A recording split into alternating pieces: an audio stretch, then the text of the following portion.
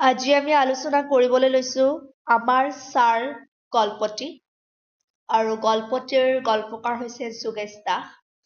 এই গল্পটি HS second year advance এছামিছৰ চিলেবাছৰ অন্তৰ্গত। স্ক্ৰীনত প্ৰশ্ন উত্তৰসমূহ দেখা পাইছা। প্ৰথম প্ৰশ্নটি হৈছে যোগেশ দাসৰ এখন গল্পপুথিৰ নাম লিখা। পৃথিৱীৰ অসুখ গল্প পুথিৰ কিতাপৰ নাম দিছে, গতিকে পৃথিৱীৰ অসুখ। কোনখন গল্পপুথিৰ বাবে যোগেশ দাসে সাহিত্য অকাডেমী বঁটা লাভ কৰিছিল? গল্প পুথিখন হৈছে পৃথিৱীৰ অসুখ। পৃথিৱীৰ অসুখ গল্প পুথিখনৰ বাবে যোগেশ দাসে সাহিত্য অকাডেমী বঁটা লাভ কৰিছিল। আমাৰ ছাৰৰ প্ৰকৃত নাম কি? ধৰণীধৰ বৰুৱা। আমাৰ ছাৰৰ প্ৰকৃত নাম হ'ল ধৰণীধৰ বৰুৱা।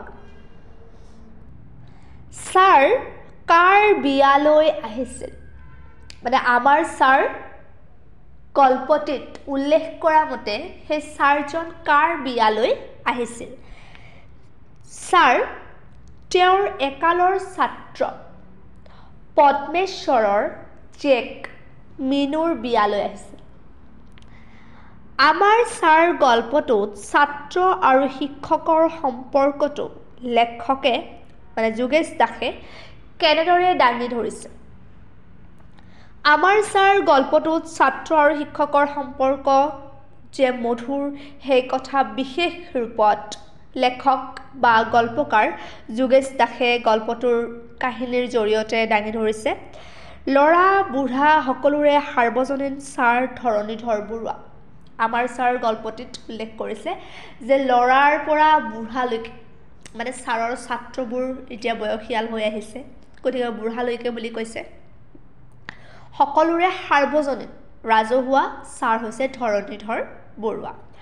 তেওঁ পদ্মেশ্বৰৰ জীয়েকৰ ডাঙৰ জীয়েক মিনুৰ বিয়ালৈ আহিছে আৰু তাতেই তেওঁ পুৰণা ছাত্ৰসকলক লগ পাইছে আৰু তেনেকৈ নষ্টালজিকভাৱে কথাবোৰ গল্পটোৰ জৰিয়তে প্ৰকাশিত হৈছে। আমাৰ ছাৰ যেতিয়া বিয়ালৈ আহিলে, বিয়াত তেওঁ চাইকেলেৰে আহিছে আৰু যেতিয়া বিয়াৰ ৰভাতলিত তেওঁ উপস্থিত